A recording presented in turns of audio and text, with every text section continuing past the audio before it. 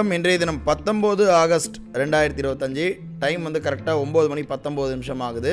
நம்ம நேற்று வந்து ரீசெண்டாக வந்து நம்ம லிஸ்ட் பண்ணியிருக்கக்கூடிய Nifty quick option scalping strategy பற்றி தான் பார்த்துட்ருக்கோம். இன்றைக்கி பார்த்தீங்கன்னா ஓப்பன் ஆன உடனே வந்து ட்ரேடு கம்ப்ளீட் ஆகிருக்கு. பார்க்குறோம் ஆர்டர் புக்கில் கிட்டத்தட்ட வந்து நம்ம வந்து 5 லாட் கிட்ட போட்டிருக்கோம். 5 லாட் பார்த்திங்கன்னா 9:17 3 செகண்டுக்கு எடுத்திருக்கு. 111க்கு 118க்கு கட் ஆகிருக்கு. ஆல்மோஸ்ட் 2700 ரூபா ஒரு 5 செகண்டில் வந்து ட்ரேடு முடிஞ்சுது.